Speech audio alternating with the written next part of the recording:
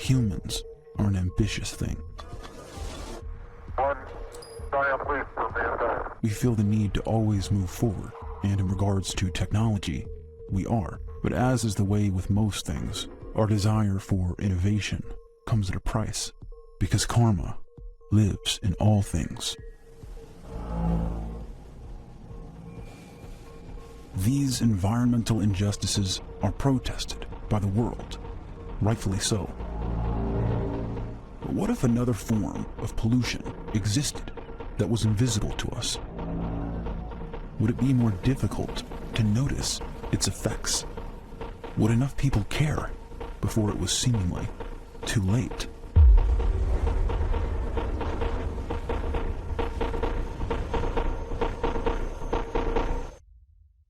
The biggest danger from cell phones, by far and away, is texting and driving. It has nothing to do with cancer. Precisely. Current estimates gauge that just north of 5 billion persons have a cell phone, using apps that send and receive electromagnetic radiation, or EMR. You can't see it or hear it. Electromagnetic radiation. This form of radiation occurs naturally on our planet, but with the rapid advancement in wireless technology, some experts claim the proliferation of man-made artificial EMR is dangerous to human health. These are the common symptoms that people start to experience. This is actually from a published paper on the health effects of wireless smart meters. Speaking now as a biologist and as a physician, was not designed to deal with the explosion of EMF activity in the environment. It's not just in the air, but in the land and the sea, everywhere. There's EMFs everywhere. You can't escape it.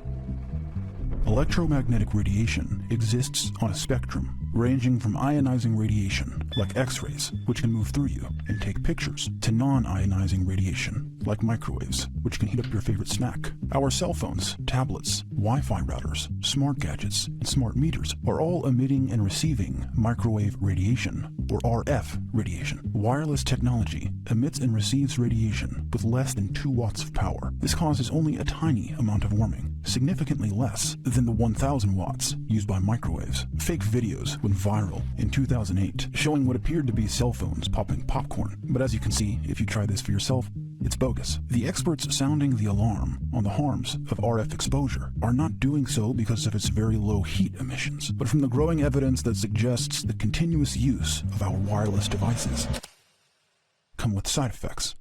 We know that radio frequency radiation of 3G and 4G are associated with a whole variety of different human health effects.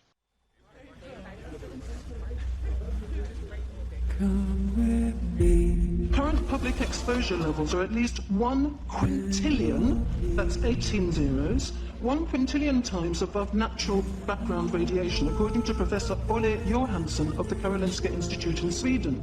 And there are studies, for instance, on the blood-brain barrier leakage, where the rats were exposed for 1 minute. Not 1 year or anything like it, 1 minute. And at a very low exposure level compared to what you and I should stand. And they got this dramatic leakage of the blood-brain barrier.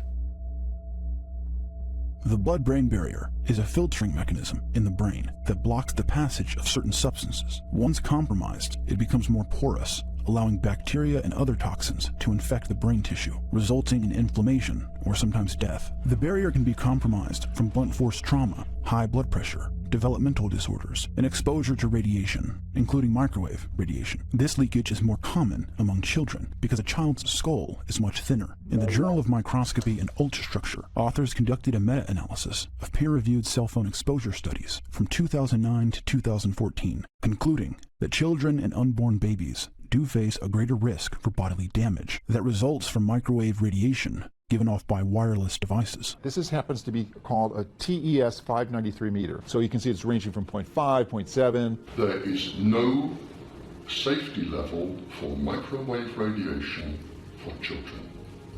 Not one. The brain of a child absorbs twice as much radiation as an adult.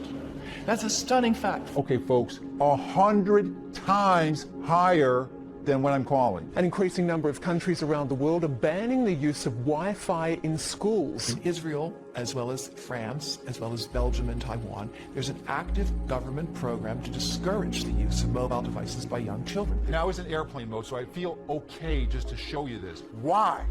Why would you ever do this to yourself? The cell phone radiation gets all the way through into the eyes of a child age 6 that might have a phone next to their brain. The consequences, remember, that brain is not protected with myelin, and therefore the exposures of anything to it are going to have a greater impact. The Education Department says it follows world guidelines on Wi-Fi and advises schools to limit children's exposure. You are putting it over here. This is called the temporal portion of your skull. Dr. David Carpenter is a world-renowned expert in environmental toxins in Albany, New York. The weight of the evidence demonstrates clearly that exposure to radiofrequency radiation causes disease. The evidence is strongest for cancer. The thinnest bone in your body, which gives the most likelihood that that radiation is going to penetrate into your brain. And if you're a child, that bone is even thinner. This is why this is a really serious issue in children. There's a new world coming, and it's just around the bend.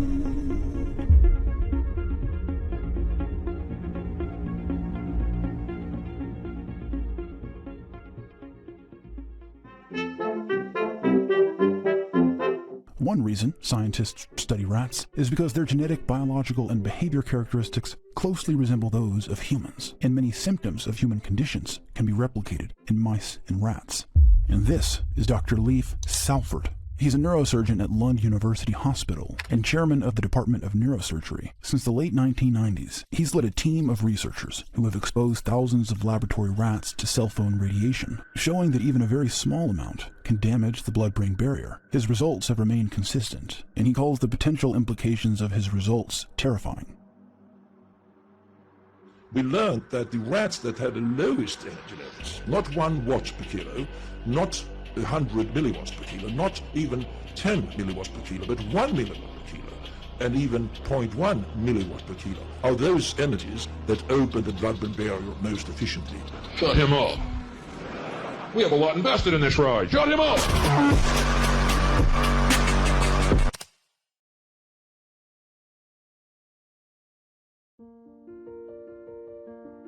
Many ask, however, if cell phones are damaging the blood-brain barrier, why haven't we seen a rise in brain tumors or brain cancer? Since 1980s, when cell phones started to come out, till today, there's no change in the incidence of brain cancer in the United States, in Australia, in Europe. All of them, there were studies done showing no real difference. This fails to consider latency, which is the amount of time that elapses between initial exposure and the diagnosis of cancer. From studies of the Hiroshima bombing, we know that brain cancer did not show up at all as increased until 40 years after that bombing occurred. If there was a real hazard out there, but it could be another 15 years before we see it, think about the billions of people who are being exposed to cell phone RF on a regular basis. We can't undo that exposure.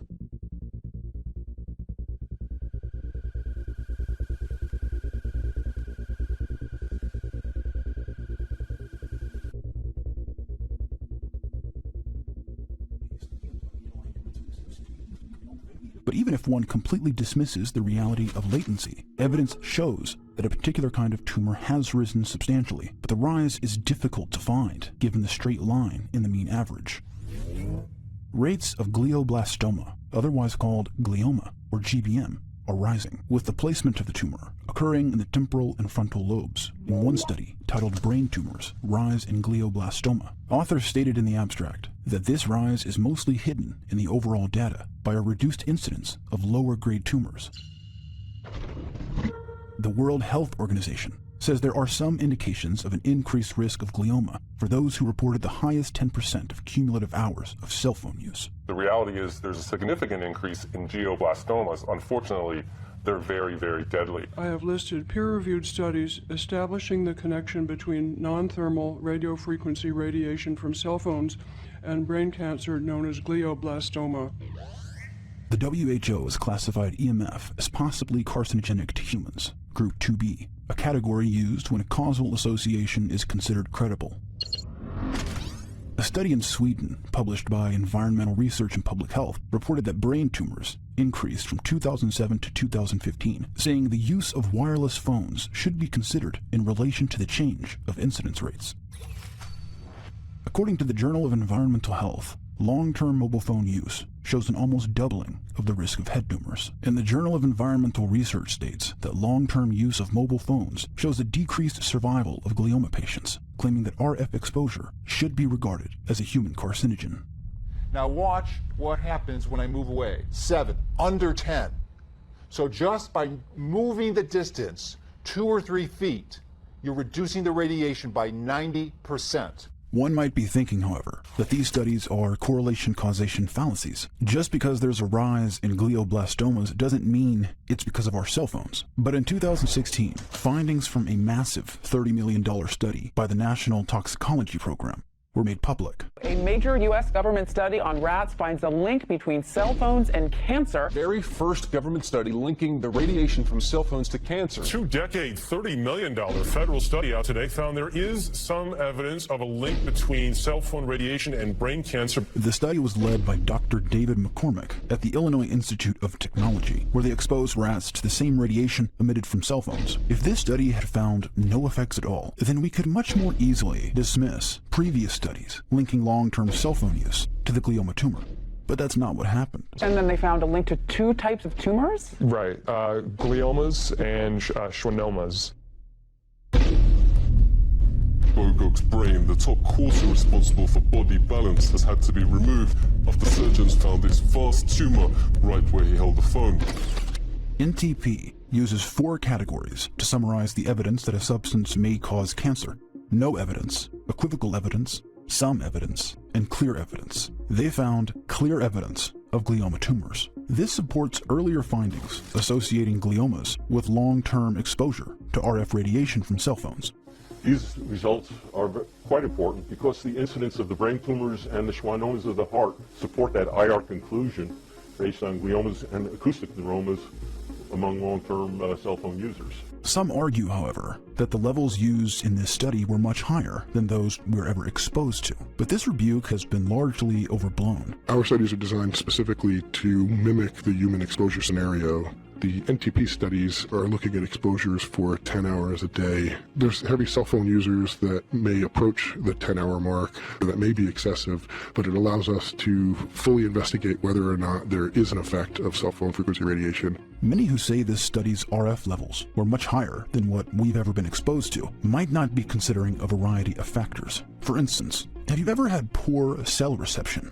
A new study shows that using your cell phone in certain areas can increase your exposure to radiation by 10,000 times. Scientists at the California Department of Public Health showed the lower your cell phone reception is, especially if it's very low, the higher the radiation. With a weak signal, what happens is your phone puts out a lot more radiation to make the connection with the cell tower. So this would strongly urge people that people should not use cell phones in elevators or moving vehicles or on public transit, because not only are you exposing yourself to very high levels of cell phone radiation, you're exposing all those people near you. Also, what happens when my house has smart meters just outside of it, and I'm inside using my phone while also watching a smart TV with my router in the same room, and my tablet, which I'm not using but is still on, and sending and receiving radio frequency waves to the tower outside my neighborhood 900 times a second, and which usually holds 2 to 5 antennas inside of it, is right next to me. Haven't you ever tried to sign onto your Wi-Fi only to notice multiple other accounts pop up? Those are also adding higher levels of EMF on top of everything else that was just mentioned. In normal mode, my iPhone registered 286 millivolts per meter. But watch what happens when I turn on the Bluetooth, Wi-Fi, and make a phone call. Now the RF radiation jumps to a high reading of nearly 6 volts per meter. Compared to 286 millivolts, that's 20 times more radiation. Your level of exposure also depends on where you live. This graph is a country comparison of RF exposure guidelines set by the government, measured in microwatts per centimeter. As you'll notice, Salzburg, Liechtenstein, Bulgaria, and Luxembourg are all below 3 microwatts per centimeter. Switzerland uses 4.25 for schools and hospitals and 9.5 for the general public. China's limit is set at 10. And in the good old US of A,